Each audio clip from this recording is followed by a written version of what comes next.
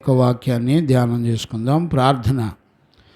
మహాపరిశుద్ధుడైన తండ్రి, నీకు కృతజ్ఞతాస్తుతులు చెల్లిస్తున్నాను నాయన. ఈరోజు రాత్రి నీ దయను కనికరమును కనులారా చూసినట్లుగా మా మనోనేత్రాలు వెలిగించండి నాయన. నీ సత్యవాక్కు చేత, ఆత్మ చేత నీ బిడ్డలమైన మమ్మల్ని అందరినీ దర్శించండి నాయనా.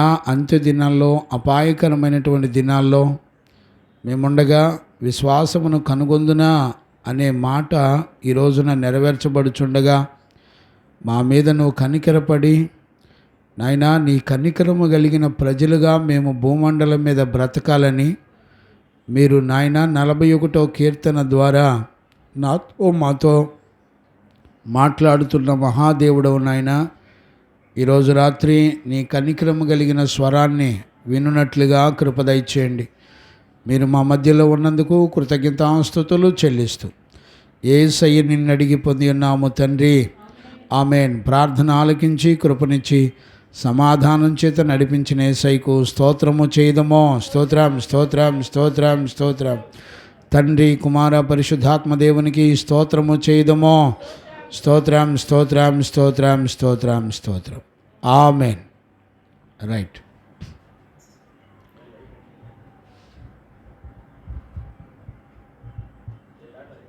వస్తుందయ్యా. నెట్ ఇంకా కనెక్ట్ అవ్వాల, ప్రాసెస్ అవుతుందిగా.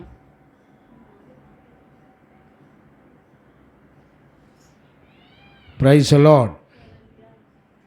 మంచిది, దేవునికి మహిమ కలుగునగాక. Praise the lord. చూడండి నాన్న, మనందరం కూడా పరిశుద్ధుడైన దేవుని చేత బోధించబడుతున్నాము. చూడండి నాన్న, దేవుడు ఒక మనిషితో మాట్లాడేటువంటి విషయాలు చాలా విలువైనవి అనేటువంటి సత్యాన్ని మనందరం కూడా గుర్తుపట్టాలి. దేవుని యొక్క వాక్కు వెల్లడవుతున్నప్పుడు ఆదికాండము ప్రారంభం నుంచి చివరి వరకు కూడా ఆయన స్వరాన్ని వినగలిగినప్పుడు ఆయన స్వరం మనిషిని భద్రపరచడాన్ని మనం చూస్తున్నాం, కాపాడడాన్ని మనం చూస్తున్నాం. దేవుడు భవిష్యత్తులో జరగబోయే విషయాలు ముందుగానే మనకి తెలియచేస్తూ ఉంటాడు. ఒకసారి దేవుని వాక్కు ప్రత్యక్షమైందంటే సర్వసృష్టిలో మనకు జరిగేటువంటి మోసాలన్నిటినీ కూడా దేవాది దేవుడు ముందుగానే తన పిల్లలకు తెలియచేసేటువంటి దేవుడు. చూడండి, ఈరోజు మనం వాక్యం వింటున్నాము అని అంటే దాని అర్థం ఏంటో తెలిసిన? వాక్యము వెల్లడవుతుంది అని అంటే మన మీద దేవుడు కనికర పడుతున్నాడు అని అర్థం. ఎందుకు దేవుడు కనికర పడుతున్నాడు అని అంటే ఆయన తన చిత్తాన్ని మన జీవితంలో నెరవేరుస్తున్నాడు. ఏంటి ఆయన చిత్తం? మనం మోసపోకుండా ఉండటం అనేది దేవుని యొక్క చిత్తం.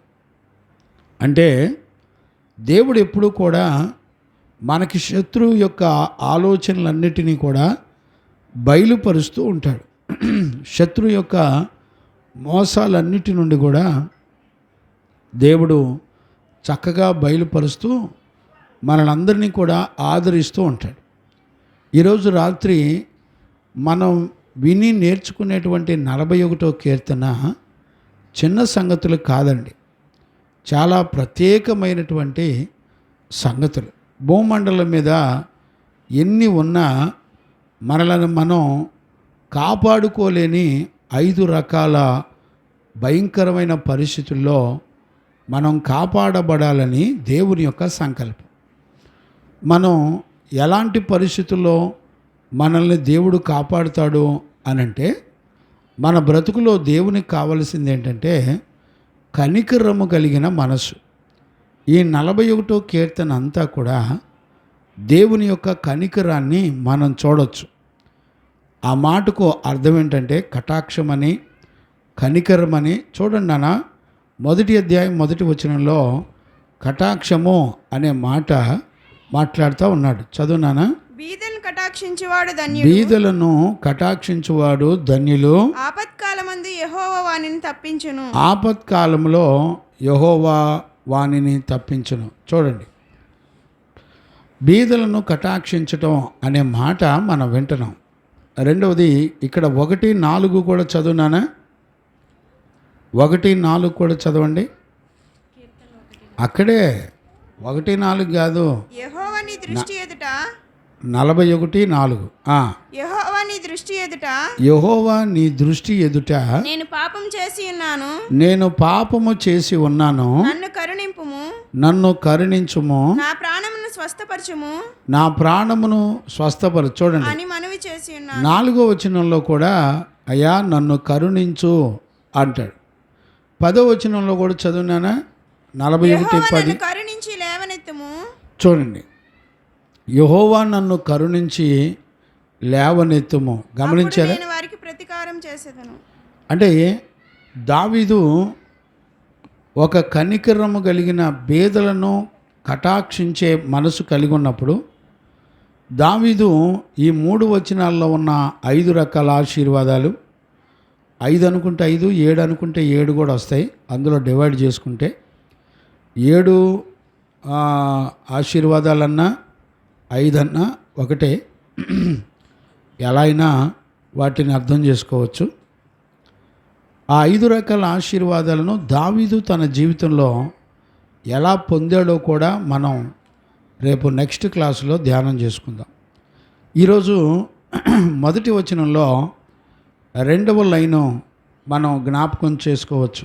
ఆ మాటను ఆపత్కాలమందు యెహోవా వానిని తప్పించును. చూడండి, ఆపత్కాలమందు సౌండ్ తీసేనాను, సౌండ్ తగ్గించు, నీ దానిలో సౌండ్ తగ్గిస్తే సరిపోతుంది. రైట్, ఇక్కడ చూడండి నాన్న, జాగ్రత్తగా అర్థం చేసుకోండి. బీదలను కటాక్షించువాడు ధన్యుడు అని చెప్పిన తర్వాత మనం చూసేటువంటి మాట ఏంటంటే ఆపత్కాలంలో యెహోవా వానిని తప్పించును. చూసారా? అంటే ఇక్కడ మనం అర్థం చేసుకోవాల్సినటువంటి విషయం ఏంటంటే మన జీవితంలో ఆపదలు చాలా రకాలుగా వస్తాయి. ఇదే మనం అర్థం చేసుకోవాల్సింది. ఆపదలు చాలా రకాలుగా వస్తాయి, కానీ ఆపదల నుంచి కాపాడే నమ్మకమైన వాడు ఎవరు అంటే దేవుడు ఒక్కడే. ఇక్కడ మనం చాలా మంచి అనుభవాన్ని మనం గుర్తుపట్టాలి. వాస్తవానికి ఈ కీర్తన రాసేటప్పుడు దావీదు ఒక రాజు ఈ మాట ఎలా చెప్పగలుగుతున్నాడు? రాజుకి చాలా ఉన్నాయి. అంటే బంగారం ఉంది, ఐశ్వర్యం ఉంది, వజ్ర వైడూర్యాలు ఉన్నాయి, స్థలాలు ఉన్నాయి, భూములు ఉన్నాయి, భార్య ఉంది, పిల్లలు ఉన్నారు, సైన్యము కూడా ఉన్నారు. నేనంటాను బంధువులు చుట్టాలు కూడా ఉన్నారు. ఇంతమంది చుట్టూ దావీదు చుట్టూ ఉంటే దావీదు అంటాడు, నాకు ఆపద వచ్చినప్పుడు నన్ను కాపాడేవాడు నమ్మదగిన వాడు ఎవరంటే దేవుడొక్కడే అని చెప్తున్నాడు. కొంచెం ఆలోచించండి. ఇప్పుడు మనం గనుక దావీదు ప్లేస్లో ఒక రాజుగా ఉంటే మన స్టేటస్ ఎలా ఉంటుంది చెప్పండి? ఎన్నో వచ్చినావు నాన్న? 71:9 కూడా చదవండి నాన్న, కీర్తనల పుస్తకం 71:9. వృద్ధాప్యమందు నన్ను విడనాడకము, వృద్ధాప్యమందు దేవా నన్ను విడనాడకము, నా బలము క్షీణించినప్పుడు నన్ను విడవకము. చూసారా? నా బలము క్షీణించిపోయినప్పుడు నన్నెన్నడూ కూడా విడిచిపెట్టమా. వృద్ధాప్యం వచ్చినా బలము క్షీణించిపోయినా దావీదు అంటాడు దేవుడట అతను ఎన్నడూ విడిచిపెట్టాడంట. చూడండి, దావీదు యొక్క నమ్మకం సైన్యం కాదు, దావీదు యొక్క నమ్మకం మరి బలం కాదు, ఆరోగ్యం కాదు, చుట్టాలు కాదు, బంధువులు కాదు, సైన్యాలు కాదు, వెండి బంగారాలు కాదు, రాజరికం కాదు. ఒక అద్భుతమైన ప్రకటన తన జీవితంలో రుచి చూసి చెప్తున్నటువంటి సత్యం. అయిలారా, నేను బేదలను కటాక్షించాను, దేవుడు నాకు ఆపదలు వచ్చినప్పుడు ఆయన నన్ను కాపాడాడు, నాకు శత్రువులు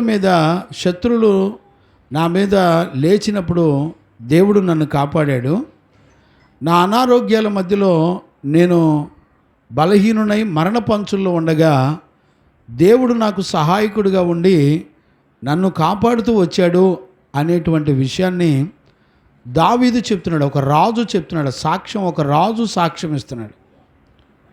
నేనేమంటానంటే ఈ రోజుల్లో దేవుడు మనకు అనుగ్రహించినవి చాలా ఉంటాయి. ఉద్యోగాలు ఉంటాయి, ధనం ఉంటాయి, ఆస్తి ఉంటాయి, అన్నీ ఉంటాయి. కానీ మన దగ్గర మనం కష్టపడి సంపాదించుకోవాల్సింది ఏంటంటే కనికరాన్ని సంపాదించుకోవాలి. మత్తయి సువార్త 5:7 చెప్పే మాట అదే. ప్రభు ఏమంటాడంటే మనం కనికరాన్ని సంపాదించుకోవాలి.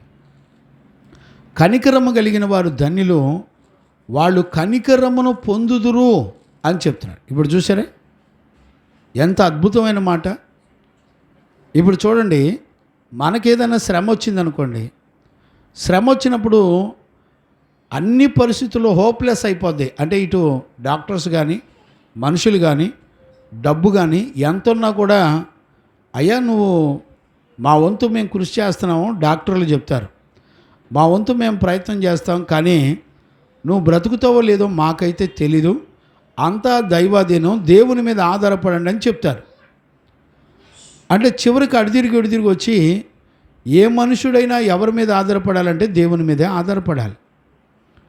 ఎందుకనంటే దేవుడు ఒక్కడే నమ్మదగినవాడు. ఇప్పుడు దావీదు ఎందుకు మనబోటి తరాల ప్రజలందరికీ కూడా దావీదు ఎందుకు చెప్తున్నాడు, బాబో మనకు ఒక రోజున ఆపదలు వస్తాయి, మనకు ఒక రోజున మరి మన బ్రతుకులో ప్రాణం పోయే పరిస్థితులు వస్తాయి, ఆపదల్లోనైనా ప్రాణాన్ని కాపాడేదైనా యెహోవా ఒక్కడే నమ్మదగినవాడు అని చెప్తున్నాడు దావీదు.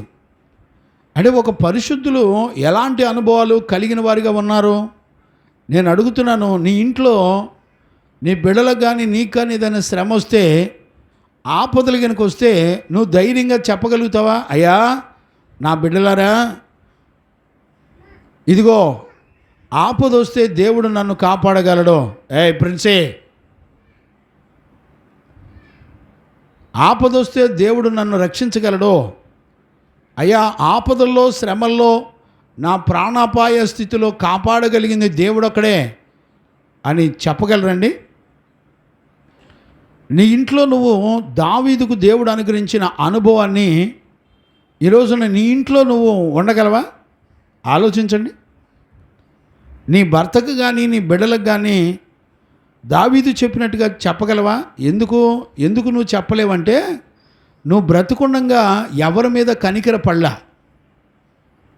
ఇప్పుడు ఆపద వచ్చినప్పుడు నీకు మొరపెట్టడం తెలుసు, కానీ మొరపెట్టినప్పుడు దేవుడు నీకు ఆపదల్లో నుంచి నిన్ను తప్పించి, నీ ప్రాణాపాయ స్థితిలోంచి తప్పించి,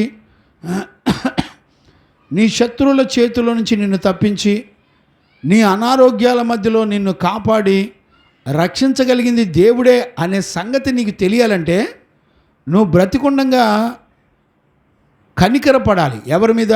పేదలు. గత రాత్రి పేదలు ఎలాగుంటారో, పేదల గురించి దేవుని యొక్క గుండెల్లో, దేవుని యొక్క హృదయంలో ఎలాంటి ఆలోచనలు ఉన్నాయో మనం దేవుని యొక్క వాక్యంలో చూసాం. ఈ రోజున పేదల గురించినటువంటి సంకల్పం అంటే ఆత్మ సంబంధమైన బేదలు, శరీర సంబంధమైన బేదలు, 2 రకాల బేదలు ఉన్నారని, వాళ్ళ పట్ల దేవుని యొక్క సంకల్పం ఏముందో అనే విషయాలు మనం నిన్నటి దినాన్ని చూసాం. ఈరోజు మనందరం కూడా గమనించవలసింది ఏంటంటే, కటాక్షము అనే మాటకి మనకి విలువ తెలియాలి. కటాక్షం అనే మాట అది దేనికి సంబంధించింది అనంటే, బైబిల్లో చక్కగా రాయబడ్డ మాట ఏంటంటే, కటాక్షము అనే మాట జ్ఞానము కలిగిన వారు మాట్లాడే మాట అని రాయబడింది. అంటే కటాక్షము అనేది జ్ఞానము ఉన్నవాళ్ళు మాట్లాడే మాట, అంటే జ్ఞాన సంబంధమైన మాట. బైబిల్లో మనం చక్కగా చూడొచ్చు. చూడండి నాన్న, 82వ కీర్తన 3, 4, 5 వచనాలు చదవండి నాన్న. 82వ కీర్తనలో 3, 4, 5, 6 వచనాలు చదవండి. పేదలకును ఇక్కడ చాలా జాగ్రత్తగా మనం అర్థం చేసుకోవాలి. పేదలకును తల్లిదండ్రులు లేని వారికి న్యాయం తీర్చుడి. న్యాయము తీర్చండి. ఇప్పుడు తల్లిదండ్రులు లేని వాళ్ళు ఎవరు? సేవకులు, అపోస్తులలో ప్రతిష్ఠితులు తల్లిదండ్రులు లేని వాళ్ళు. గమనించారా? తల్లిదండ్రులు, బంధుమిత్రులు, రక్తసంబంధులు, ఆస్తులు పాస్తులు ఏమీ లేనటువంటి వాళ్ళు. గమనించారా? ఈరోజు నన్ను ఇక్కడి నుంచి గెంటేస్తే నోరు మూసుకొని రోడ్డు మీదకి వెళ్ళైనా నేను రోడ్డు మీదైనా కోటం పెట్టుకొని ప్రార్థన పెట్టుకొని నడిపించుకోవాలి. గుర్తుపట్టారా? ఎవ్వరూ కూడా మరి బీదలైన వారిని కనికరించరండి. ఈరోజు రాత్రి మనందరం కూడా గుర్తుపట్టాల్సినటువంటి విషయాన్ని గమనించాలి. తన ప్రాణంతో సహా ద్వేషించేవాడు కాపరి.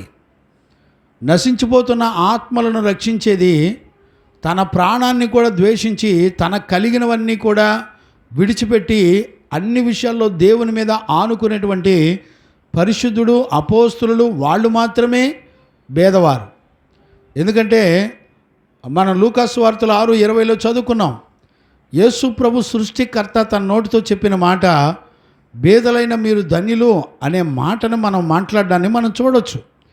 రోమాపత్రిక 15:26 కూడా యెరూషలేములో ఉన్న పరిశుద్ధులైన పేదవారికి మనము చందాలు పోగు చేసి ఇవ్వాలని అపోస్తులుడైన పౌలు చెప్పడాన్ని మనం చూస్తున్నాం. అంటే ఆత్మ సంబంధమైన ప్రజలను, శరీర సంబంధమైన పేదవారిని ఇద్దరిని కూడా దేవుడు నీకు అనుగ్రహించిన వాటితో ఖచ్చితంగా వారిని ఆదరించాలి, వాళ్ళను మరి ప్రేమించాలి, వాళ్ళను పరామర్శించాలి.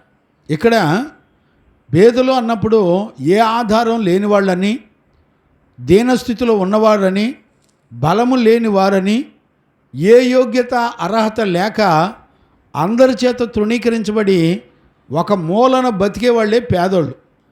ఈ పేదవాళ్ళు రెండు రకాలు. ఒకటి ఆత్మ సంబంధమైన పరిశుద్ధులు, రెండవది శరీర సంబంధమైనటువంటి పేదలు. ఈ రెండు రకాల గుంపులు ఉన్నారు. ఈ రెండు రకాల గుంపుల్ని దేవుడు చెప్పే మాట ఏంటంటే మీరు కటాక్షించండి. అంటే అర్థం ఏంటి? ఇప్పుడు మనం చదువుకున్నాం ఆ మాట 82, 3, 4, 5 వచనాలు చదువుకున్నాం. అందులో కంటిన్యూ చేయనా? పేదలకును తల్లిదండ్రులు లేని వారికి న్యాయము తీర్చండి. శ్రమ కలిగినటువంటి వారికి దీనులకును న్యాయము తీర్చండి. దరిద్రులను నిరుపేదలను విడిపించండి. భక్తిహీనుల చేతిలో నుండి వారిని తప్పించుడి. గమనించారా? భక్తిహీనుల యొక్క చేతిలో నుంచి వాళ్ళను తప్పించండి. జనులకు తెలివి లేదు. ఇప్పుడు చూడు, ఏమి లేదంట జనులకు తెలివి లేదంటే ఏంటి? ఇంగ్లీష్లో ఏమంటే విజ్డమ్ అంటే జ్ఞానం లేదు. అంటే జ్ఞానము కలిగిన వాడు కటాక్షము కలిగినటువంటి వ్యక్తిగా ఉంటాడు. అంటే కటాక్షం అనే పదం దేనికి సంబంధించిందంటే జ్ఞానము కలిగిన వాడు. అందుకనే పేదవారి పట్ల ఇలాంటి ఆలోచన లేనివాడు అజ్ఞాని, అంటే జ్ఞానం లేనివాడు అని అర్థం. ఇప్పుడు చూడండి, కటాక్షము కలిగిన మనసు దైవ జ్ఞానానికి సంబంధించినటువంటి బ్రతుకు కలిగిన వారిగా ఉంటారు. అంటే వాళ్ళు భూమండలం మీద దేవుని జ్ఞానము కలిగిన వాళ్ళే కటాక్షము కలిగిన వాళ్ళు అని అర్థం. ఇప్పుడు గమనించండి, అంటే ఒక మనిషి భూమండలం మీద బ్రతికినంత కాలం దేవుని యొక్క కటాక్షము కలిగిన వారిగా బ్రతకాలి, అంటే జ్ఞానము కలిగిన వారిగా బ్రతకాలి. ఇప్పుడు జ్ఞానం నీకేం నేర్పుతుంది? జ్ఞానము పేదవారి మీద కనికరపడే మనసును ఇచ్చి నడిపిస్తుంది. గమనించారా? దీనినే జ్ఞానం ఉన్నవారు చేసే పనులు అని అంటారు. ఒకవేళ జ్ఞానము లేదనుకోండి, నువ్వు ఒక అజ్ఞానివి. ఇప్పుడు చూడండి, అజ్ఞానులు ఎలా ఉంటారో తెలిసిన, జ్ఞానం లేని వాళ్ళు ఎట్లా ఉంటారో తెలిసిన, వాళ్ళు బ్రతికినంతకాలం వాళ్ళ బ్రతుకులో ఎవ్వరి మీద జాలి, దయ, కనికరాన్ని చూపించరు. ఫ్రెండ్సే కూర్చో, కదలకుండా కూర్చో. జాలి, దయ, కనికరము ఏమాత్రం కూడా ఉండదు. గమనించారా నాన్న? వాళ్ళకి ఆపద వచ్చినప్పుడు వాళ్ళు ఏమనుకుంటారంటే, నాకు డబ్బు ఉంది, నాకు వెండి బంగారం ఉంది, నేను ఈ లోకంలో బాగా చదువుకున్నాను, నాకు తెలివితేటలు ఉన్నాయి, నాకు ఉద్యోగం ఉంది, నాకు ల్యాండ్లు, భూములు, ఆస్తులు ఉన్నాయి, నాకేం బాధ లేదు అనుకుంటూ ఉంటారు. నేను ఒక విషయం చెప్పనా, సడన్గా యాక్సిడెంట్ అవుద్ది. మొన్న మధ్య నేను పేపర్లో చూశాను, ఒక సినిమా హీరో బైక్ మీద చాలా ఫాస్ట్గా వెళ్ళిపోతున్నాడు. సడన్గా ఆ బైక్ స్కిడ్ అయి పడిపోయాడు. పడిపోతే ఎవరు కాపాడారో తెలిసినా, రోడ్డు పక్కన వెళ్తున్న ఒక చిన్న పేదవాడు ఒక ఆయన చూసి అంబులెన్స్కు ఫోన్ చేసి స్పృహ తప్పి పడిపోయి ఉంటే గబగబా అతను ఒక హీరో అని అతనికి తెలియకపోయినా అతను లేపి అంబులెన్స్కు ఫోన్ చేసి గబగబా ఆ వ్యక్తి ఆ హాస్పిటల్కి పంపించినట్టుగా మనం చూసాం. సమయానుకూలంగా అతను హాస్పిటల్కి పంపించడం వలన అతడు బ్రతికాడని అనేక మంది డాక్టర్లు చెప్పారు. అతనికి సినిమా హీరోకి కొన్ని 100 కోట్ల డబ్బులు ఉండొచ్చు, కానీ అతనికి యాక్సిడెంట్ అయినప్పుడు 100 కోట్లు వచ్చి కాపాడగలిగినాయండి? కాపాడలా. కనికరం కలిగిన మనసు, ఒక రోడ్డు మీద వెళ్తున్న పేదవాడి గుండెల్లో ఒక కనికరం కలిగిన మనసు ఉంది. ఆ మనసు ఏం చేసింది తెలుసా? అతని మీద జాలిపడి, ప్రైజ్ ది లార్డ్, అతని మీద కనికరపడి ఏం చేసింది? అతనిని రక్షించింది. మరి 100 కోట్లు ఉన్నాయి కదండి, సంవత్సరం వెంబడి సంవత్సరం చాలా ప్రయాసతో కష్టపడి 100 కోట్లు సంపాదించాడుగా. సంవత్సరం డబ్బులన్నీ పోగేసి, ఇప్పుడు డబ్బులన్నీ పోగేసి బ్యాంకులో దాసే దేనికి చెప్పండి? రాయప్ప గారికి బాగా తెలుసు. ఏమండి, ఎందుకు మనం బ్యాంకులో వేసి దాచిపెట్టుకునేది? కడుపు కూడా తినకుండా. ఎందుకో తెలిసిన? భద్రత. అంటే అది నన్ను కాపాడిద్ది, డబ్బు టయానికి కాపాడుతుంది అనేటువంటి నమ్మకం. డబ్బు మీద నమ్మకం పెట్టుకున్న వాడంతా అజ్ఞాని ప్రపంచంలో ఎవడు ఉండడం. ఇప్పుడు డబ్బున్న వాళ్ళందరూ యాక్సిడెంట్లు అయ్యి ప్రాణాపాయ స్థితిలో డబ్బున్న వాళ్ళందరూ కాపాడబడ్డారండి. 100 కోట్లు 1000 కోట్లు ఉన్నవాళ్ళు వాళ్ళ ప్రాణాలని కాపాడుకున్నారండి. హాస్పిటల్కి వెళ్ళి ప్రాణాలు కాపాడుకొని వచ్చిన వాళ్ళు ఎవరైనా ఉన్నారా? ఎవరు లేరు. వాళ్ళందరూ ఎన్ని కోట్లు ఆస్తి సంపాదించినా, వాళ్ళకి ఎంత గొప్ప ఉద్యోగాలున్నా అధికారాలున్నా, వాళ్ళు ప్రాణాన్ని విడిచిపెట్టేటప్పుడు ఖచ్చితంగా వాళ్ళు నష్టపోయారు. నేడు వాళ్ళని మరణశయ్యలో కాపాడగలిగిన వాళ్ళు ఎవరు లేరు.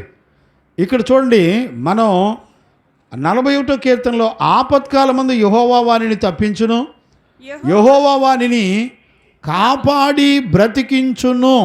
గమనించారండి? యెహోవా అంట కాపాడి బ్రతికిస్తున్నాడంట.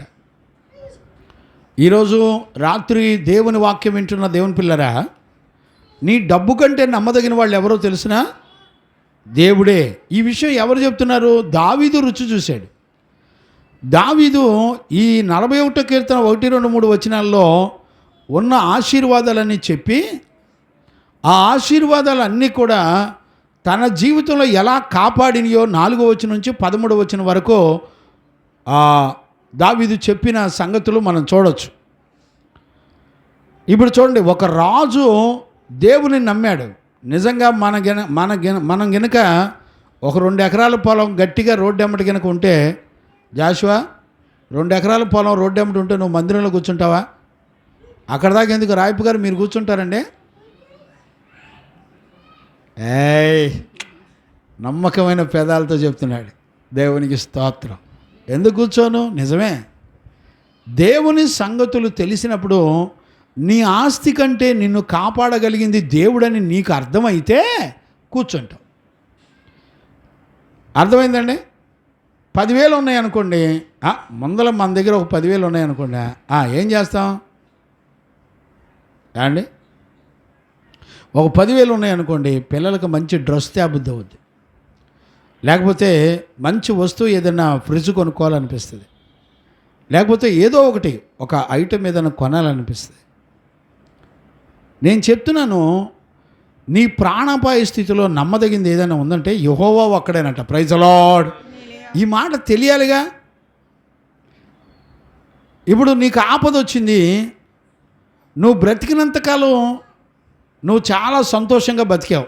నీకు డబ్బు ఉంది, ఉద్యోగం ఉంది, స్థలాలు ఆస్తులు ఉన్నాయి, అన్నీ బాగున్నాయి, నువ్వు చాలా హ్యాపీగా బతికావు.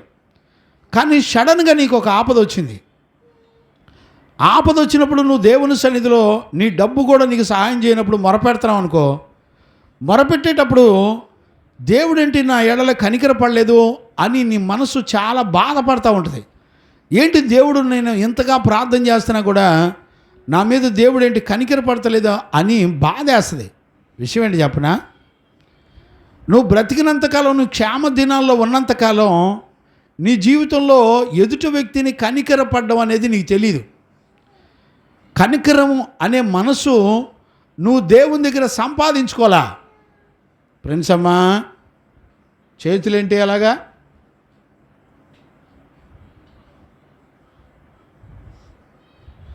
గమనించారా?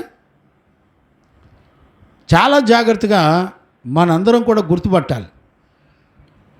ఈరోజు రాత్రి నీకు ఆపద వచ్చినప్పుడు నువ్వు కనికరమ కలిగిన మనసును గనుక నువ్వు సంపాదించుకోకుండా నీ కలిగిన వాటి మీద నువ్వు ఆధారపడి ఎంత ప్రార్థన చేసినా నీ ప్రార్థన దేవుడు ఖచ్చితంగా ఆలకించడం. మరి ఎప్పుడు ఆలకిస్తాడు అంటే నువ్వు పశ్చాత్తాపడినప్పుడు దేవుడు ఆలకిస్తాడేమో నాకు తెలియదు. ఆయన దయా జాలి కనికరం నువ్వు పశ్చాత్తాపడితే, చూడండి, కటాక్షం అనేది జ్ఞానానికి సంబంధించింది.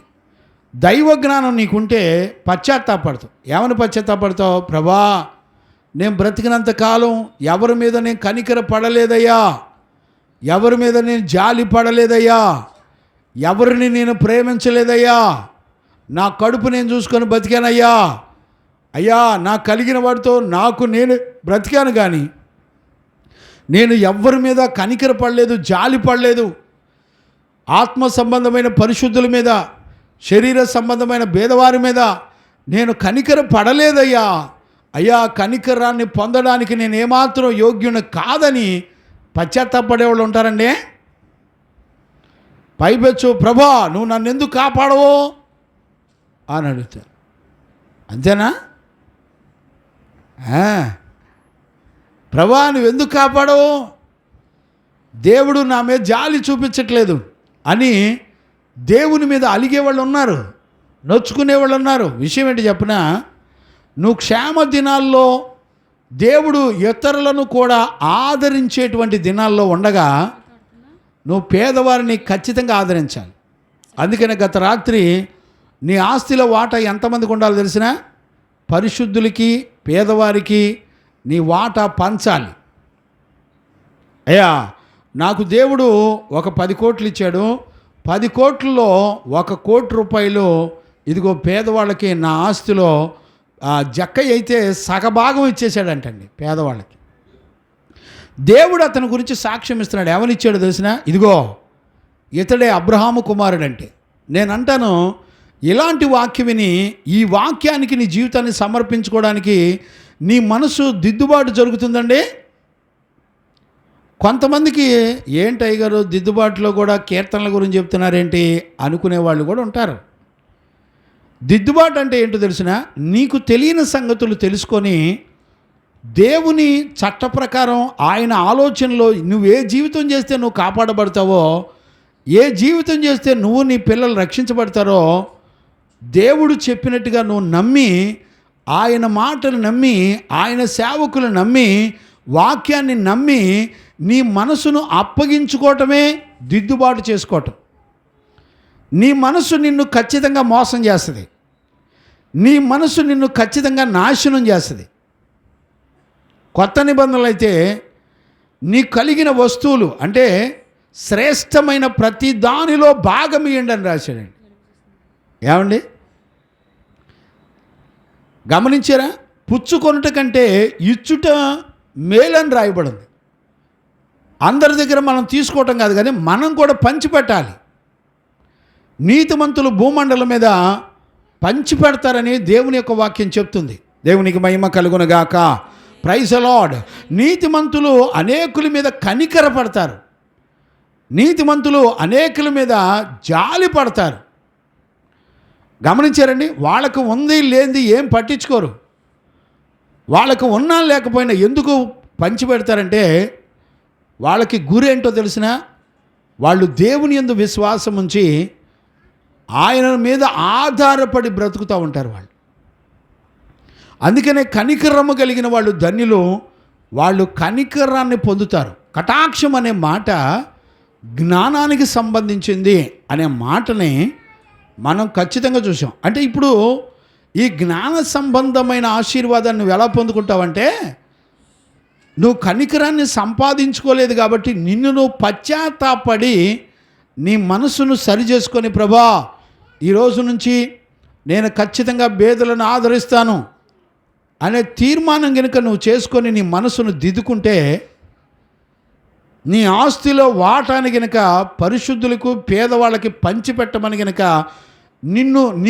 నీకు దేవుడు దీవించి పేదవాళ్ళను కూడా ఆదరించే అంతగా నీకు అనుగ్రహించినప్పుడు ఖచ్చితంగా నువ్వు పేదవాళ్ళని కూడా ఆదరించాలి. చూడండి, నీ కలిగినవన్నీ నీ తాగుబోతు కుమారులకి, మరి దేవుని మాటకు తిరుగుబాటు చేసే బిడ్డలకి ఇవ్వడానికి ఇష్టపడతావు, కానీ దేవుని యొక్క చట్ట ప్రకారం పరిశుద్ధులకి ఇచ్చేవాళ్ళు లేరు.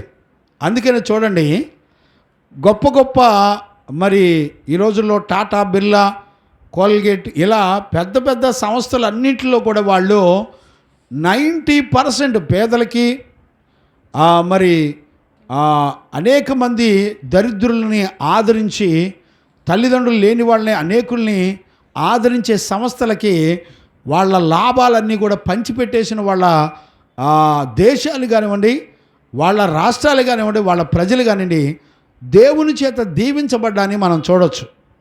దేవునికి మహిమ కలుగునుగాక. కనికరము చూపించని వాడు, గమనించారా? మనం ఆల్రెడీ ఎక్కడది రోమాపత్రి యాకోబు పత్రిక 2:13 కూడా మనం చదివాం. ఆ మాట మళ్ళీ ఒకసారి చదువునానా? గత కాలంలో ఆల్రెడీ ఈ మాటను మనం చదివాం. ఆ మాట మరొకసారి నేను జ్ఞాపకం చేస్తాను. 2:13 కనికరము చూపించనటువంటి వాడు కనికరం లేని తీర్పు పొందును. చూసారా? తీర్పులోకి వెళ్ళిపోతాడు. నువ్వు కనికరం చూపించలేదు కాబట్టి నీకు ఆపద వచ్చినప్పుడు, శ్రమ వచ్చినప్పుడు ఖచ్చితంగా నీ మీద దేవుని యొక్క కనికరం రాదు. గమనించారండి? అందుకనే మన జీవితంలో దేవుడు మనలను ఆశీర్వదించి మనకిచ్చిన దానిలో నుండి పేదలను కూడా కనికరించాలి. ఆత్మ సంబంధమైన పేదలను, శరీర సంబంధమైన పేదలను మనం ఖచ్చితంగా కనికరించాలి. దేవునికి మహిమ కలుగునుగాక. Praise the lord. ఇప్పుడు మనందరికీ తెలుసు కదా, ధనవంతుడి గురించి మనందరికీ తెలుసు. బైబిల్లో లూకాసు వార్త 16వ అధ్యాయం 19వ వచనం నుండి మనం చదువుకున్నప్పుడు అక్కడ కొన్ని రకాల అనుభవాల్ని మనం చూడొచ్చు. ఆ మాటను మనం చదువుకుందాం. లూకాసు వార్త 16వ అధ్యాయం 19వ వచనం. ధనవంతుడు ఒకడు ఉండెను, అతడు ఓదారంగు బట్టలను సన్నపు నార వస్త్రములను ధరించుకొని ప్రతి దినము సుఖపడుచుండువాడు. చూడండి, ప్రతి దినమంట బహుగా సుఖపడుచున్నాడంట. ఓదారంగు వస్త్రాలు ధరించుకొని బహుగా సుఖపడుతున్నాడంట. అతడు ఎందుకు నరకానికి వెళ్ళాడు చెప్పండి? లాజరు అనేటువంటి ఒక దరిద్రుడు ఉన్నాడు. వాడు కురుపులతో నిండిన వాడై ధనవంతుని ఇంటి వాకిట పడి ఉండి అతడు బల్ల మీద నుండి పడిన రొట్టె ముక్కలతో ఆకలి తీర్చుకొనగోరెను. అంతేకాక కుక్కలు వచ్చి వాని కురుపులు నాకెను. ఆ దరిద్రుడు కూడా చనిపోయాడు దేవదూతల చేత. ఇప్పుడు చూడండి, లాజరు కుక్కలు వచ్చి నాకుతుంటే ఏం మాట్లాడలేదండి. అంటే అతని గాయాల్లో వచ్చే ఆ ద్రవాన్ని కుక్కలు వచ్చి నాకుతున్నా కూడా అతడు భరించుకున్నాడు. గమనించారండి? ధనవంతుడు ఓదారంగు వస్త్రాలు వేసుకొని అతడు బహుగా సుఖపడ్డాడు, కానీ తన కంటి ముందులో ఉన్నటువంటి పేదవాడిని కనికరముతో చూడలేకపోయాడు. విశేషం ఏంటో చెప్పనా? చనిపోయాడు. చనిపోయిన తర్వాత ఎవరెవరు ఎక్కడికి వెళ్ళారో ఆ దరిద్రుడు చనిపోయి ఆ దరిద్రుడు చనిపోయి దేవదూతల చేత, గమనించారా, దేవదూతల చేత అబ్రహాము రొమ్మున ఆనుకొనుటకు కొనిపోబడెను. అంటే కూడా చనిపోయి అబ్రహాము కుమారుడు అయ్యాడంటే అర్థం ఏంటి అంటే అతడు బతికుండంగా తన ఆస్తిని తన కలిగిన వాటన్నిటినీ అతడు బేదలకు పంచిపెట్టేశాడు. అతడు బేదవాడైన ధనవంతుడైన దరిద్రుడు. గమనించారా? అంటే ఇప్పుడు జక్కయ్య ఏం చేశాడు? జక్కయ్య తనకు అన్నీ కలిగి ఉన్న సగం బేదలకు పంచిపెట్టి ఎవరెవరి దగ్గర అన్యాయంగా తీసుకున్నాడు వాళ్ళందరికీ కూడా తన ఆస్తిని పంచిపెట్టేశాడు. నేను అడిగితే ఆ జక్కయ్య సున్నాలో బ్రతికాడు. విశేషం ఏంటో తెలిసిన, కానీ ఆత్మ సంబంధంగా అతడు అబ్రహాము కుమారుడయ్యాడు. ఇప్పుడు గమనించారా, ధనవంతుడు బేదలాజరు దరిద్రుడయ్యాడు. ఎందుకు దరిద్రుడయ్యాడు? దేవుని చిత్తం చేసి దరిద్రుడయ్యాడు. అబ్రహాము సంతానముగా బ్రతకడానికి ఇష్టపడ్డాడు. అంటే ఇప్పుడు ఖచ్చితంగా బేదలాజరు ఎలాంటి వాడై ఉంటాడో, తన కలిగిందంతా దేవుని పేదలకు పరిశుద్ధులైన వారికి బేదలకి పంచిపెట్టి ఉంటాడు నాకు తెలిసి. ఆ మాటలు రాయబడలేదు, కానీ అతను కనికరపడ్డాడంటే దేవుడు పరలోకానికి పిలుచుకున్నాడంటే బేదలాజర్ని ఖచ్చితంగా అతడు బ్రతికిన కాలంలో తన కలిగినవన్నీ కూడా పేదలకు పంచిపెట్టి ఒక కనికరము కలిగిన బ్రతికాడు. గమనించారా? ఇప్పుడు ధనవంతుడు ఉన్నాడు. ధనవంతుడు మరి ధనాన్ని కలిగి బ్రతికాడు, కానీ అతడు ఎదురుగా ఉన్నటువంటి పేదవాడిని కనికర పడలేదు. గమనించారా? కనికర పడకపోతే ఎక్కడికి వెళ్ళిపోయాడు? కనికరము లేని తీర్పులోకి వెళ్ళిపోయాడు ధనవంతుడు. అంటే ఈ రోజున బ్రతికుండగానే మనందరం కూడా కనికరము కలిగిన వారిగా ఉండాలి అనేటువంటి సంగతి మనందరం కూడా చూస్తున్నాం. దేవునికి మహిమ కలుగును గాక. Praise the lord. ఇప్పుడు కనికరము కలిగిన వారిలో ఆశలను దేవుడు చంపేస్తాడు. 24వ వచనం చదవమ్మా, లూకాసు వార్త 16:24. తండ్రి అయిన అబ్రహామా ఎందుకు కనికరపడి. ఇప్పుడు చూడండి, ధనవంతుడు కేకలు వేస్తున్నాడు, ఏడుస్తున్నాడు, కానీ అతని మీదికి కనికరం రాలేదు. గమనించారా? అతని మీదికి కనికరం రాలా. కేకలు వేస్తున్నాడు ధనవంతుడు. తండ్రి అయిన అబ్రహామా నా యందు కనికరపడి. ఇప్పుడు నరకం నుండి తప్పించబడాలంటే ఏం కావాలంట? ధనవంతుడు నరకంలోకి వెళ్ళిన తర్వాత అతనికి అర్థమైంది, నేను బ్రతికుండంగా కనికరాన్ని సంపాదించుకోలేదు, కనికరము కలిగిన జీవితాన్ని నేను సంపాదించుకోలేదని బాధపడి దేవుని దగ్గర విజ్ఞాపన చేస్తున్నాడు. అయ్యా, కనికరం కలిగిన మనసు నాకు కావాలయ్యా, ప్లీజ్ నా మీద కనికరపడండి అని నరకంలోకి వెళ్ళిన తర్వాత అరుస్తుంటే తన వేలుకొనను నీళ్లలో ముంచి. ఎవరు వేలుకొనంట? కనికరాన్ని బతికుండంగా పేదలను కనికరించిన బేద లాజరు. చల్లార్చుటకు లాజరును పంపుము. ఇప్పుడు చూడండి, అగ్నిని చల్లార్చే మహిమా గుణాలు ఎవరిలో ఉంటాయి తెలిసిన? కనికరము కలిగి బతికిన వాళ్ళలో ఉంటాయి. అంటే బేదలాజరు తన కలిగినవన్నీ కూడా పంచిపెట్టేసి పేదోడై ఉంటాడు. గమనించారా? తనకున్నా లేకపోయినా తన పొరుగువారి మీద కనికరపడి అతడు బ్రతికుంటాడు. అద్భుతం ఏంటో తెలిసిన? నరకం నుండి తప్పించడానికి ఇప్పుడు ఎవరు కావాలంట? కనికరము కావాలి. కనికరము కలిగినటువంటి వ్యక్తి కూడా కావాలి. ఇప్పుడు మన సంఘంలో ఇప్పుడు గనక పేదవాళ్ళు ఎవరైనా వచ్చారనుకోండి మన సంఘంలోకి, ఏం కావాలి? పేదవాళ్ళ మీద మనం కూడా సంఘం కూడా కనికరాన్ని చూపించాలి. విశేషం ఏంటో తెలిసిన? సంఘానికి ఈ మాట చెప్పలా, మీరు కనికరము కలిగి ఉండండి మీరు ధన్యులు అవుతారని సంఘానికి చెప్పలా, ప్రతి వ్యక్తికి వ్యక్తిగతంగా దేవుడు చెప్పాడు. దేవునికి మహిమ కలుగును గాక. Praise the lord. ఇప్పుడు గమనించారా? ప్రతి వ్యక్తికి వ్యక్తిగతంగా దేవుడు చెప్పాడు, అయ్యా మీరు కనికరం కలిగి ఉండండి, ప్రతి వ్యక్తి కనికరము కలిగిన వాడిగా బ్రతకాలి అని దేవుని యొక్క వాక్యం చెప్తుంది. ఈరోజు రాత్రి దేవుని వాక్యాన్ని వింటున్న దేవుని పిల్లరా, ఈ రోజున ప్రతి వ్యక్తి కనికరాన్ని సంపాదించుకొని బతకాలనేటువంటి విషయాన్ని మనం నేర్చుకున్నప్పుడు అక్కడ ధనవంతుడు 24వ వచనంలో కేకలేస్తున్నాడు. కంటిన్యూ చేయనానా? నేను ఈ అగ్ని జ్వాలలో యాతన పడుచున్నాను, నేను ఈ అగ్ని జ్వాలలో యాతన పడుతున్నాను అని కేకలు వేసి చెప్పాను. అందుకు అబ్రహాము కుమారుడా నీవు నీ జీవిత కాలమందు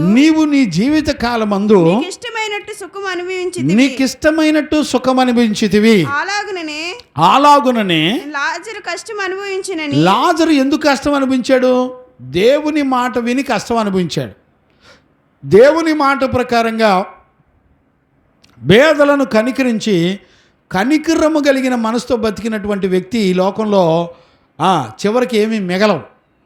మనకి చరిత్రలో మన గ్రామాల్లో చాలా ఆస్తి గల వాళ్ళని గురించి మనం చాలాసార్లు చెప్పుకుంటాం. అయ్యా పలానా ఆయన పేరు పలానా, ఆయన చాలా పెద్దోడు, కానీ ఆయన ఆస్తి అంతా పేదలకు అడిగినోళ్ళకి కాదని కూడా పంచిపెట్టాడు, కానీ చనిపోయేటప్పుడు ఆయనకి ఏమీ లేదు, చాలా దీన స్థితిలో చనిపోయాడని మనం ఎంతోమందిని గురించి సాక్ష్యం చెప్తాం. అద్భుతం ఏంటో తెలిసిన, దేవుడు అతన్ని ఖచ్చితంగా అతని పాపములన్నీ క్షమించి అతన్ని ఖచ్చితంగా పరలోకానికి అర్హుడిగా చేస్తాడు. అతని ప్రాణాన్ని కాపాడే దేవుడు ఆయనే, తన ఆత్మను రక్షించే దేవుడు ఆయనే. కనికరము కలిగిన వాళ్ళు బ్రతికుండగానే వాళ్ళు కనికరము కలిగిన వాళ్ళని సాక్ష్యాన్ని పొందుతారు. గమనించారా? ఈ రోజున నీ సాక్ష్యం ఏమని చెప్పబడుతుంది? నీ గురించిన, నీ కుటుంబం గురించిన సాక్ష్యం ఏమని చెప్పబడుతుంది? ఒకవేళ దైవజనులైనా మేమైనా సరే సాక్ష్యం ఏమని చెప్తున్నారు? ఒక దైవజనుడు గురించి, నా దైవజనుడు కనికరం గలవాడని చెప్పబడుతున్నారా? ఒకవేళ నీ భర్త కనికరం కలిగివాడని చెప్పబడుతుందా?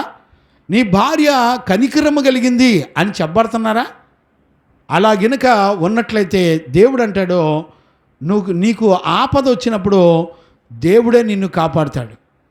నీకు ప్రాణాపాయ స్థితి వచ్చినప్పుడు దేవుడే నిన్ను బ్రతికించుకుంటాడు. నీ శత్రువుల చేతిలో పడకుండా దేవుడే నిన్ను కాపాడుకుంటాడు. అనారోగ్యాలు వచ్చినప్పుడు ఆయనే నిన్ను మరణ పడక మీద నుంచి ఆయనే నిన్ను విడిపించి రక్షించి కాపాడుతాడు. ఇప్పుడు చూడండి, కరోనా వచ్చిన దినాలు మనకు తెలుసు.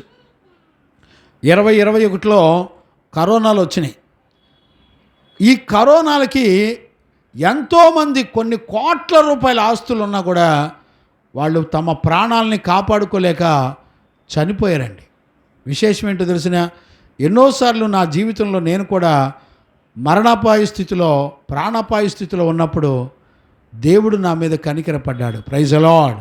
ఈ రోజున మీ ముందర బతుకుండి సజీవ సాక్షిగా ఉండి వాక్యం చెప్తున్నానంటే కేవలం దేవుని ప్రేమ నన్ను కనికరించింది. దేవునికి మహిమ కలుగును గాక. పరిశుద్ధ జీవ గ్రంథంలో మాసిదోనియా సంఘం ఉందండి. కొరింథీ పట్టణంలో మాసిదోనియా సంఘం ఉంది, ఫిలిప్పీ సంఘం ఉంది, గలతీ సంఘం, చాలా సంఘాలు ఉన్నాయి. వాళ్ళందరిని గురించి బైబిల్లో చాలా గొప్ప గొప్ప విషయాలు రాయబడి ఉన్నాయి. బైబిల్లో చూడగలిగిన కన్నులు ఉంటే మనకు అర్థమవుద్ది. చూడండి నాన్న, 2వ కొరింథీ పుస్తకం 8వ అధ్యాయము 1వ వచనం నుండి మీరు చదవండి. 2వ కొరింథీ పుస్తకం 8వ అధ్యాయము 1 నుంచి నా సహోదరులారా మనం చదువుకోవచ్చు. సహోదరులారా, మాసిదోనియా సంఘములకు అనుగ్రహింపబడి ఉన్న దేవుని కృపను గూర్చి, ఇప్పుడు చూడండి, కనికరము కలిగినటువంటి మాటకు అర్థం ఏంటో తెలిసిన, దేవుని కృప. దేవుని కృపను గురించి మీకు తెలియజేయుచున్నాను. ఎలాగనగా వారు బహుశ్రమల వలన పరీక్షింపబడగా గమనించారా? అత్యధికంగా సంతోషించారంట. వారు మరియు నిరుపేదలు అయినప్పటికీ వారి దాతృత్వం బహుగా విస్తరించెను. ఇప్పుడు చూడండి, వాళ్ళు పరిశుద్ధులకు పంచిపెట్టడంలో వాళ్ళు బహుగా విస్తరించారంట. ఏమంటున్నారు? అపోస్తుల దగ్గరికి వెళ్ళి వాళ్ళు పేదవాళ్ళు అయ్యుండి కడు పేదవాళ్ళని జీవగ్రంథంలో రాశాడండి దేవుడు. నేనేమంటానంటే, కడు పేదవాళ్ళు అంటే అర్థం ఏంటో తెలిసిన, కనీసం ఏ రోజుకు ఆ రోజు అన్నం దొరకనటువంటి పరిస్థితులు కూడా ఉండొచ్చు. అలాంటి వాళ్ళు దైవజనుల దగ్గరికి వచ్చి ఏమంటున్నారు తెలిసిన? చదువునానా? ఈ కృప విషయంలోను పరిశుద్ధుల కొరకైన పరిచర్యలో ఏంటంట? పరిశుద్ధుల కొరకైన పరిచర్యలో పాలు పొందు విషయంలోను మనఃపూర్వకంగా ఏంటంట? మనఃపూర్వకంగా మమ్మల్ని వేడుకొనుచు, పరిశుద్ధులను దైవజనులను వేడుకొనుచు బతిలాడుచు, వారు తమ సామర్థ్యము కొలదియే కాకుండా సామర్థ్యము కంటే ఎక్కువగా తామంతట తామే ఇచ్చిరని మీకు సాక్ష్యం ఇచ్చుచున్నాను. చూడండి, పౌలు సాక్ష్యం ఇస్తున్నాడంట. మాసిదోనియా సంఘంలో ఉన్నటువంటి వాళ్ళు కడుపేదవాళ్ళు. వాళ్ళు ఏం చేస్తున్నారు తెలిసిన? దైవజనుల దగ్గరికి వెళ్ళి వాళ్ళని బతిలాడుకుంటున్నారంట. అయ్యా మేము పేదవాళ్ళమైనా ఇదిగో పరిశుద్ధుల ద్వారా అనేక ఆత్మలు రక్షించబడుతున్నాయి కాబట్టి అయ్యా ఇదిగో కడుపేద స్థితిలో మేమున్నా, వాళ్ళ దాతృత్వం అంట వాళ్ళ పేదరికానికి మించి ఇచ్చాడంట. అంటే నాకు తెలిసి వాళ్ళ దగ్గర చెంబో తెపడ ఉందనుకోండి, బిందె ఉందనుకోండి, బిందెని అమ్మేసి సేవకి ఇచ్చేసారటండి. ఏమండి? ఏంటండి వీళ్ళ గురించి బైబిల్లో రాయబడిన మాట ఏంటంటే, వీళ్ళంట దేవుని కృప పొందినోళ్ళంటే. ఈ రోజున మనకేమని చెప్పుకుంటున్నారు? దేవుని కృపను పొందటం అంటే ఏమని చెప్పుకుంటున్నారు? నువ్వు ఇల్లు కడితే దేవుని కృప అంటున్నారు, బిల్డింగ్లు కట్టుకుంటే దేవుని కృప అంటున్నారు, స్థలాలు కొనుక్కుంటే దేవుని కృప అంటున్నారు, బైకులు కొనుక్కుంటే దేవుని కృప అంటున్నారు. ఏమండి అసలు అర్థం ఉందండి? దేవుని కృప పొందినోళ్ళు అంటే ఎవరో తెలిసిన? పరిశుద్ధులకు వాళ్ళకు కలిగినవి పంచిపెట్టి ఇవ్వటంలో వాళ్ళు దేవుని కృపను పొందారని రాశాడు. మరి నీకేమర్థమవుతుంది? పరిశుద్ధులు నశించిపోతున్న ఆత్మల్లో పాపాన్ని చంపడానికి దేవుని కృపను బట్టి మన సహవాసంలో మరి 5-6 కుటుంబాలు ఉన్నా కూడా నేను సేవకుల మధ్యలో ఈ మాట చెప్పినప్పుడు వాళ్ళందరూ ఆశ్చర్యపోతున్నారు. 5-6 కుటుంబాలు కలిగిన సేవకులందరినీ పిలిచి భోజనాలు పెట్టి వాళ్ళకు ఛార్జీలు డబ్బులు ఇచ్చి వాళ్ళకు భోజనాలు పెట్టి ఆదరిస్తున్నాడే. అసలు ఇది ఎలా సాధ్యమవుతుంది?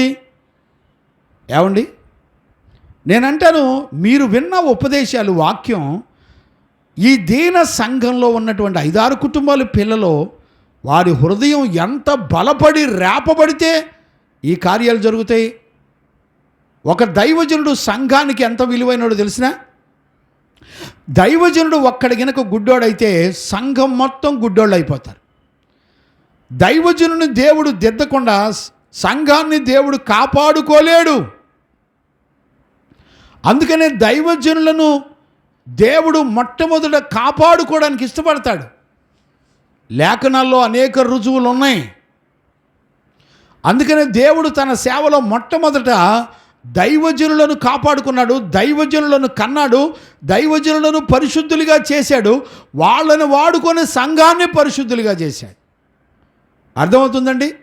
అంటే ఈ రోజున 5-6 కుటుంబాల వాళ్ళే సేవకులను దిద్ది వాళ్ళ ద్వారా సంఘాలను కాపాడే పరిచర్యలో పాలిభాగస్తులు అవుతున్నారు. దేవునికి మహిమ కలుగునుగాక.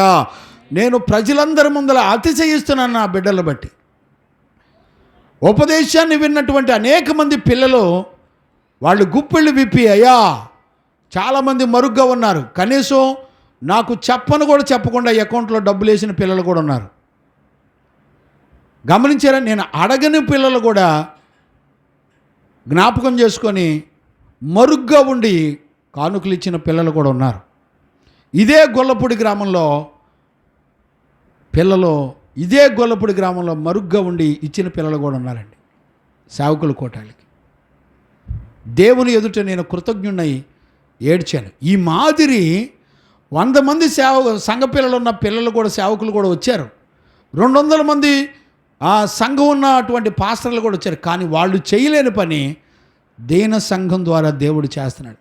నా కొళ్ళు కొవ్వెక్కి కాదండి నేను చేసేది, నేను తిని ఊరకనే ఉండలేక కాదు నేను చేసేది. కనికరము కలిగిన వాడు తీర్పు లేకుండా, తీర్పుకు మించినది కనికరము. వాళ్ళను పాతాళం నుండి రక్షించడానికి నీతిమంతులైనటువంటి దైవజనుల లోపాలన్నీ సరిచేసి ప్రభు రాకడ కొరకు దైవజనులను పరిపూర్ణులుగా దేవుని ఎదుట నిలబెట్టడానికి కష్టపడాలండి. గమనించారా? ఈ రోజున దేవుని యొక్క వాక్యాన్ని వింటున్న దేవుని పిల్లరా, దయచేసి ఎవరు ధన్యులు అనంటే బ్రతికుండంగానే కనికరము కలిగినటువంటి వారు ధన్యులు అనేటువంటి విషయాన్ని మనందరం కూడా చూస్తున్నాం. చూడండి, నహూము పుస్తకము 1వ అధ్యాయము 7వ వచనాన్ని మనం చదువుకోవచ్చు. నహూము పుస్తకము 7వ అధ్యాయము 1వ అధ్యాయము 7వ వచనాన్ని మనం చదువుకోవచ్చు. తీసుకో. చూడండి నాన్న, 1వ అధ్యాయము 7వ వచనాన్ని మనం చదువుకుందాం. యెహోవా ఉత్తముడు శ్రమ దినమందు ఆయన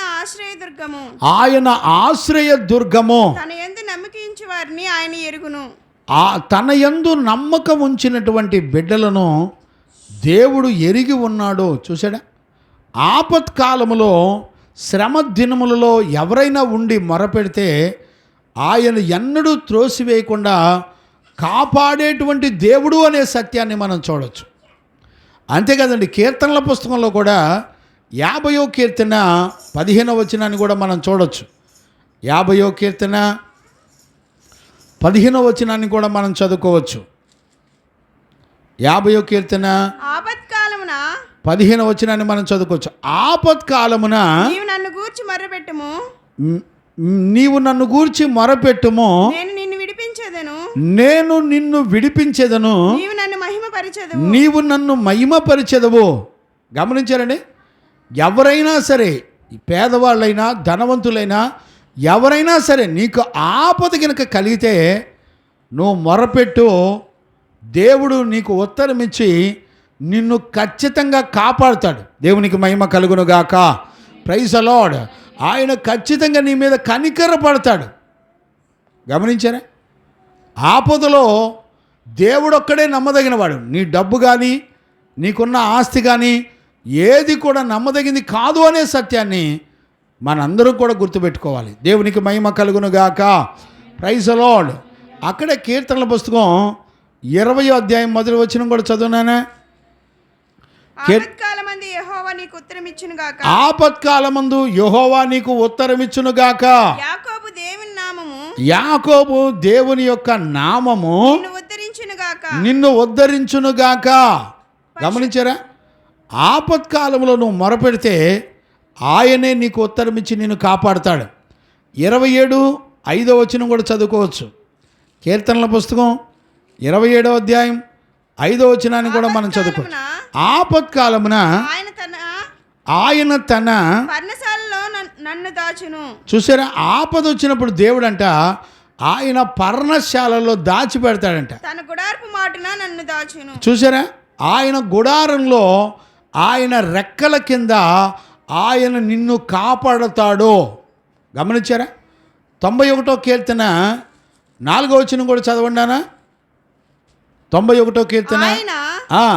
తన రెక్కలతో నిన్ను కప్పును. ఆయన తన రెక్కలతో నిన్ను కప్పును. ఆయన రెక్కల కింద నీకు ఆశ్రయం కలుగును. ఆయన రెక్కల కింద నీకు ఆశ్రయము కలుగును. ఆయన సత్యము కేడెమును డాలునై ఉన్నది. ఆయన సత్యమును కేడెమును డాలునై ఉన్నాడు. గుర్తుపట్టారా?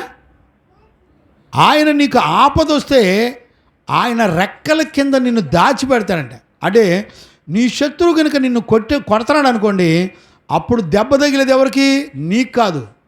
ఆయన రెక్కల కింద నిన్ను దాచిపెట్టినప్పుడు ఆయన రెక్కలకు దెబ్బ తగలదు, కానీ నీకు దెబ్బ తగలదు. నీకు శ్రమ వచ్చినప్పుడు ఆయనే నిన్ను నీ పిల్లల్ని కాపాడేటువంటి దేవుడు, నమ్మదగిన దేవుడు. కనికరము తీర్పునకు మించి నిన్ను కాపాడగలిగింది. గుర్తుపట్టారండి? ఈరోజు రాత్రి ఒక దైవజనుడిగా నేను మిమ్మల్ని అందరినీ కూడా బ్రతిలాడుతున్నాను. ఆయన కనికరము కలిగినటువంటి కృపను మనందరం కూడా పొందుకోవాలి. దేవునికి మహిమ కలుగునుగాక. Praise the lord. హల్లెలూయా. గమనించారా నాన్న?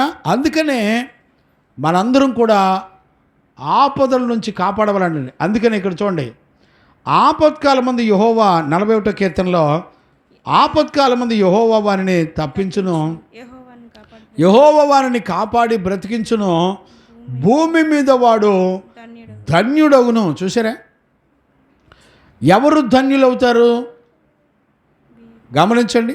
ధన్యులు అంటే అర్థం ఏంటి చెప్పండి పోని. ధన్యులు అంటే అర్థం ఏంటి? ఇప్పుడు చూడండి, ధన్యులు అంటే అర్థం ఏంటి తెలిసిన? కాపాడేవాడు, బ్రతికించేవాడు, నిన్ను ధన్యుడిగా చేసేవాడు, నీ శత్రువులకు అప్పగించని వాడు, నీకు అనారోగ్యాలు వస్తే నిన్ను కాపాడేవాడు. అంటే నిన్ను కునుకక నిద్రపోక ఆయన కనుపాప వలె నిన్నెల్లప్పుడూ చూస్తూ నువ్వు ఎక్కడున్నావో, ఏ స్థితిలో ఉన్నావో, నువ్వు ఏ స్థితిలో ఉన్నా నిన్ను కాపాడేవాడే ధన్యుడు. గమనించారా? అంటే ధన్యుడు అంటే అర్థమేంటో తెలిసిన? నిన్ను 24 గంటలు దేవుని యొక్క కనుదృష్టి నిన్ను చూస్తూ భద్రంగా దేవుని చేత కాపాడబడేవాడే ధన్యుడంటే. ఈ రోజున నిన్ను, నీ భర్తని, నీ బిడ్డల్ని దేవుడు కాపాడుతున్నాడండి. గుర్తుపట్టారా? కాపాడుతున్నాడా? అలా కాపాడితే నువ్వు ధన్యుడు అవుతావు అనేటువంటి సంగతి ఖచ్చితంగా దేవుని యొక్క వాక్యం మనతో మాట్లాడుతుంది. దేవునికి మహిమ కలుగునుగాక. Praise the lord. హల్లెలూయా. అందుకని ఈరోజు రాత్రి నువ్వు నీ మీద, నీ కుటుంబం మీద దేవుని కనికరం ఉండాలంటే నువ్వు దేవుని దృష్టికి భూమండలమే. చూడండి ఆ మాట, భూమి మీద వాడు ధన్యుడు అని రాసి. అంటే భూమండలం మీద నువ్వు బ్రతికినంత కాలం నువ్వు ఒక ధన్యుడివి. ఎలా ధన్యుడు అని నువ్వు గుర్తుపడతావంటే దేవుని కనుదృష్టి నిన్నెప్పుడు చూస్తూ ఉంటుంది. నీ కలిగిన ఆపదలు, శ్రమలన్నింటిలో కాపాడుతూ ఉంటాడు. నీ శత్రువుల చేతికి నిన్ను అప్పగించకుండా రక్షిస్తూ ఉంటాడు. మరణపాయ స్థితిలో నిన్ను కాపాడుతూ ఉంటాడు. ఈరోజు రాత్రి వాక్యం వింటున్న దేవుని పిల్లరా, నువ్వు ఒక ధన్యకరమైన జీవితాన్ని భూమండలం మీద చెయ్యాలంటే నువ్వు ఇతరులను కనికరించాలి, పేదవారిని కనికరించాలి. ఆత్మ సంబంధమైన పేదవారిని, శరీర సంబంధమైన పేదవారిని నువ్వు ఖచ్చితంగా కనికరించాలి. అలా ఎప్పుడైతే నువ్వు కనికర పడతావో అప్పుడు దేవుడు నీ కలిగిన ఆపదలన్నిటిలోంచి నీ ప్రాణాన్ని నీ శత్రువుల ఇచ్చకు అప్పగించకుండా నిన్ను కాపాడుతాడు. నేను అంటాను, నీ శత్రువు పొంచున్నాడండి, నీ డబ్బు నిన్ను కాపాడిద్దా? ఏడా రాయపు గారు, నీ శత్రువు నిన్ను కొట్టాలని చూస్తున్నాడు రాయపు గారు, నీకు 100 కోట్ల రూపాయలు వచ్చి అడ్డం నిలబడిద్దా? అదేంటి? నీ శత్రువు ఎప్పుడు కొట్టి నిన్ను చంపేస్తాడో తెలియదు, కానీ దేవుడు కునుకక నిద్రపోక నీ శత్రువుల విషయంలో నిన్ను శత్రువుకు అప్పగించకుండా దేవుడు కాపాడుతాడండి. ఎలాంటి నిజంగండి, నేను ఈ 41వ కీర్తన ధ్యానం చేస్తున్నప్పుడు నా పిల్లలకు బోధించడానికి దేవుడు నన్ను బతికిచ్చాడని నేను పరవశించిపోతున్నానండి. నా పిల్లలకు గొప్ప ధైర్యాన్ని దేవుని ప్రేమ అనుగ్రహిస్తుందని నేను పరవశించి ఆనందిస్తున్నానండి. ఎంతమంది ఈ లేఖనాలు వింటున్నారో, ఎంతమంది ఈ లేఖనాలు మీరు షేర్ చేస్తున్నారో నాకు తెలియదు, కానీ షేర్ చేస్తున్నారండి చేయరు. నీ మైండ్ విస్తరించదు. తెలియని వాడికి ఈ ప్రేమను పంచే మనస్సాక్షి ఉండదండి. దేవుని పిల్లరా, ఒక తండ్రిగా నేను మిమ్మల్ని అందరినీ బతిలాడుకుంటాను. ధనవంతుడు బతికున్నంతకాలం కనికరం కలిగిన వాడిగా బతకలా. బేదలాజరు తన పేదరికంలో కనికరాన్ని సంపాదించుకున్నాడు, కనికరం కలిగిన వాడిగా బతికాడు. కనుక బేదలాజరు కనికరాన్ని సంపాదించుకున్నాడు. అతడు చనిపోయినప్పుడు దేవదూతలు వచ్చి పరలోకం తీసుకెళ్ళి, ఈరోజు రాత్రి వాక్యం వింటున్న దేవుని పిల్లరా, ఈరోజు అలాంటి కృప నాకు కావాలని దిద్దుకుంటే మనం ఎంత ధన్యులం కదా. ఈ శుద్ధీకరణ కోటల్లో ఈ 2వ దినాన దేవుడు మనతో మాట్లాడి మనల్ని దిద్దుతున్నాడని నేను అనుకుంటున్నాను. ప్రార్థన చేసుకుందాం.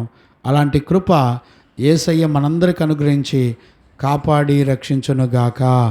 ఆమేన్. ప్రార్థన చేసుకుందాం. స్తోత్రం స్తోత్రం స్తోత్రం స్తోత్రం స్తోత్రం స్తోత్రం స్తోత్రం స్తోత్రం స్తోత్రం స్తోత్రం స్తోత్రం స్తోత్రం. స్తుతించండి, ప్రభువుని స్తుతించి గణపరచండి. ప్రభా, నమ్మదగిన దేవుడు నాయన, ఈ శుద్ధీకరణ కోటాల్లో ప్రభా నన్ను కనికరించి నాతో మాట్లాడుతూ వచ్చావు నాయన. అయ్యా పేదలను కనికరించేవాడు కటాక్షించేవాడు ధన్యుడు అని దేవుని యొక్క వాక్యం చెప్తుంది. యేసయ్యా నీకు స్తోత్రాలయ్యా, స్తోత్రాలయ్యా. చేయి, ప్రార్థన చేయి. స్తోత్రం అయ్యా, యేసయ్యా స్తోత్రమయ్యా, యేసయ్యా యేసయ్యా స్తోత్రమయ్యా. అయ్యా నీ వాక్కును పంపి నాతో మాట్లాడావు నాయన, నాతో మాట్లాడుతూ వచ్చావు నాయన. అయ్యా ఏమిచ్చి నీ రుణం తీర్చుకుంటానయ్యా. కనికరము కలిగి ఉండటం, కటాక్షము కలిగి ఉండటం అంటే జ్ఞానము కలిగి ఉండటం అని నీ వాక్యం సెలవిస్తుంది నాయన. అయ్యా కటాక్షం అనగా జ్ఞానమని నీ వాక్యం సెలవిస్తుంది. నీ జ్ఞానము లేనివాడు అజ్ఞానని, అజ్ఞానపు భక్తి మేము చేయకూడదని ప్రభా యాకోబు పత్రికలో కూడా ఇదిగో బేదలను కనికరించండి, విధవరాళ్లను వాళ్ళ పిల్లలను ఆదరించండి. ఇదిగో ఆత్మ సంబంధమైన బేదలు ఉన్నారు, శరీర సంబంధమైన బేదలు ఉన్నారు, వాళ్ళని కనికరించండి, వారి మీద జాలిపడండి. దేవుడు మీకు ఇచ్చిన దానిలో నుంచి వారి మీద మీరు జాలిపడండి అని పరిశుద్ధ లేఖనం చెప్తుంది. ప్రార్థన చేద్దాం. మహాపరిశుద్ధులైన తండ్రి నీ స్తోత్రం నాయన. ఈరోజు రాత్రి నీ వాక్కును పంపి నీ బిడ్డలతో నాతో మీరు మాట్లాడినందుకు స్తోత్రాలు నాయన. నీ సత్యవాక్యము దావీదు ఎందుకు ఈ అనుభవాలు కలిగి ఉన్నాడో, దావీదు ఒక రాజు అయినప్పటికీ కూడా, దావీదు ఒక ఉన్నతమైన రాజు అయినప్పటికీ కూడా, దావీదు మరి బంధువులు, చుట్టాలు, రాజ్యాలు, యుద్ధ వీరులు, సైన్యాలు, సమూహాలు, పట్టణాలు ఉన్నప్పటికీ కూడా దావీదు దేవుణ్ణి దిక్కుగా చేసుకొని ప్రార్థన చేస్తున్నాడు. ప్రార్థన చేద్దాం. మహాపరిశుద్ధులైన తండ్రి ఈరోజు రాత్రి నీ వాక్కును పంపి మాతో మాట్లాడు. మాకు అనుగ్రహించిన ఈ వాక్యాన్ని బట్టి నీకు స్తోత్రాలు. ఈ వాక్యాన్ని బట్టి మిమ్మల్ని మేము దిద్దుకోవడానికి కృప చూపినందుకు కృతజ్ఞతాస్తుతులు చెల్లిస్తూ యేసయ్య నిన్ను అడిగి పొంది ఉన్నాము తండ్రి, ఆమేన్. ప్రార్థన ఆలకించి అడిగినవన్నీ పొందుకునే భాగ్యం ఇచ్చి నడిపించిన యేసయ్యకు స్తోత్రము చేదుము. స్తోత్రం స్తోత్రం స్తోత్రం స్తోత్రం స్తోత్రం. తండ్రి కుమార పరిశుద్ధాత్మ దేవునికి స్తోత్రము చేదుము. స్తోత్రం స్తోత్రం స్తోత్రం స్తోత్రం స్తోత్రం స్తోత్రం స్తోత్రం. ఆమేన్.